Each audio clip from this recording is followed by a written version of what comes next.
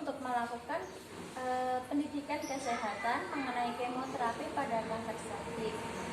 Tujuannya untuk mengetahui bagaimana persyaratan pasien yang akan melakukan kemoterapi. Lalu untuk waktunya nanti saya membutuhkan kurang lebih 10 menit. Apakah Ibu bersedia? Iya, Mbak. Oh ya, baik Ibu. Kita mulai ya. Iya. Sebelumnya boleh disebutkan nama lengkapnya Ibu? Iya, nama lengkap Indrati, tanggal lahir 11 Mei 1979. Ya, sudah sesuai dengan data yang saya bawa ya Ibu. Lalu kita lanjutkan pada materi, yaitu kemoterapi pada kanker serviks. Yang pertama ada persyaratan pasien yang akan menjalani kemoterapi, yaitu yang pertama ada fungsi nilai ginjal atau nilai urea kreatinin normal, urea atau blood area nitrogen atau BUN normalnya 7,2 mg per desiliter. Lalu yang kedua ada kreatin atau zat besi sisa hasil pemecahan otot yang dibuang melalui ginjal. Tes untuk menentukan kadar kreatin dalam darah. Normalnya pada wanita 0,5 sampai 1,1 mg per desiliter. Lalu ada fungsi hati atau nilai SGOT atau SGPT. SGOT adalah serum glutamat oxaloacetic transaminase atau SGPT, yaitu serum glutamat pirofik transminase yang berfungsi untuk membantu mencerna protein dalam tubuh. Lalu nih untuk nilai normalnya SGOT 5 sampai 40 m per liter per mikro per liter. Sedangkan SGPT ada 7 sampai 56 m per liter. Yang ketiga ada hemoglobin. Hemoglobin normalnya itu 12 sampai 15 gram per desiliter. Lalu protein sel darah merah yang berfungsi membawa oksigen ke seluruh tubuh. Untuk yang keempat ada leukosit, normalnya 3.500 sampai 10.500. Sel darah putih yang berfungsi untuk kekebalan tubuh. Lalu ada trombosit, yaitu normalnya 150.000 sampai 400.000. Fragmen kecil di dalam darah yang tidak memiliki warna yang sering disebut keping darah. Lalu ada upaya pasien untuk memenuhi persyaratan menjalani kemoterapi.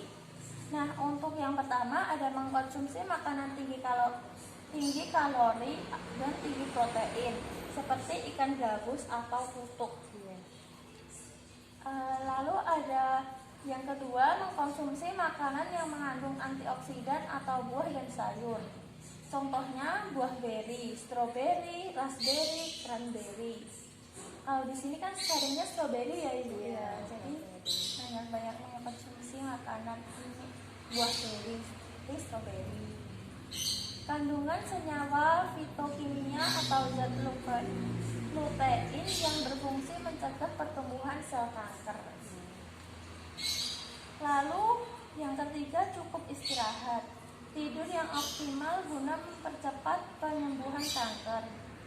Yang keempat, minum minimal 2000 ml per hari,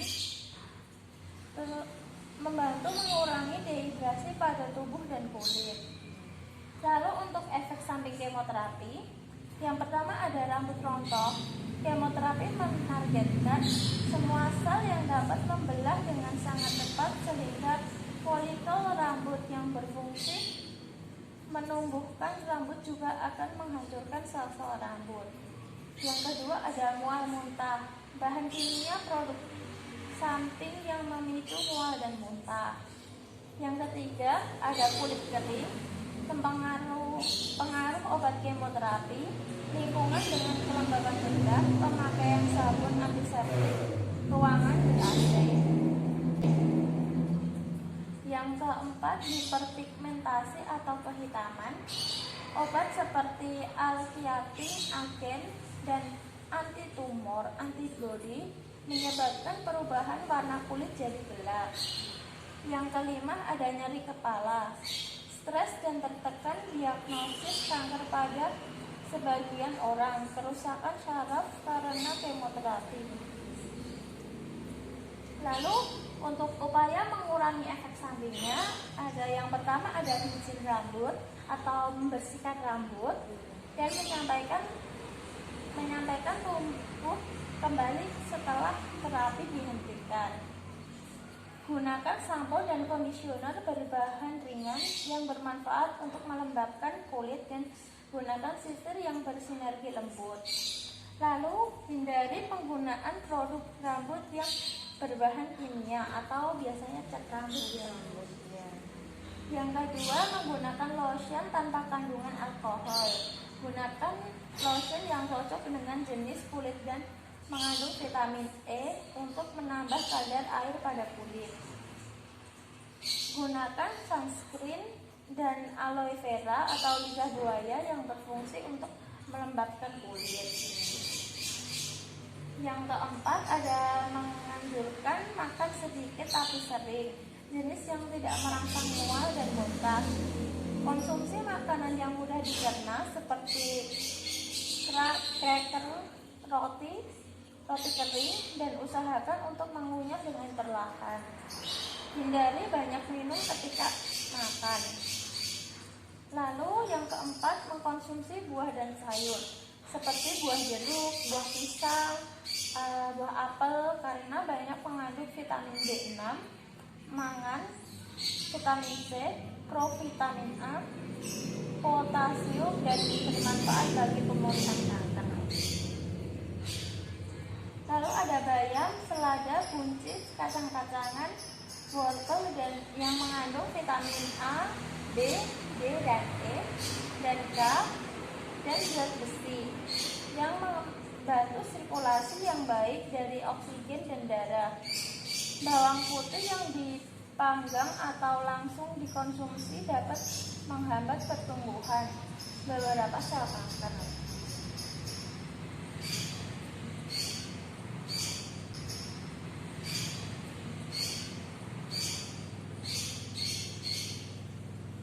Lalu yang kelima, mengurangi nyeri non-farmakologi. Ada relaksasi, mengatur pernapasan ataupun jantung supaya dapat bernafas dengan lega. Contoh yoga, meditasi, pijat relaksasi musik dan tertawa.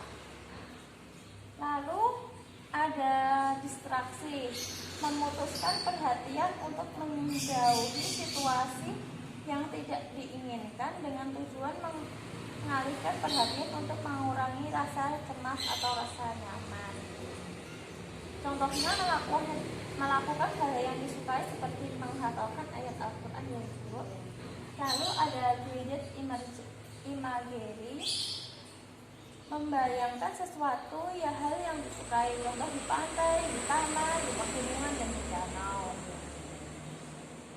Nah, sudah Ibu mengenai kemoterapi pada kanker serviks. Apakah ada yang ditanyakan Ibu? Sudah, Mbak. Sudah jelas ya Ibu? Baik, kalau begitu mohon maaf bila mengganggu waktunya dan saya mengucapkan terima kasih atas partisipasinya ya Ibu. Ya, Mbak, sama-sama. Dan apa itu tahu. Oh iya. Baik Ibu, kalau begitu saya pamit ya Ibu. Ya, makasih Mbak.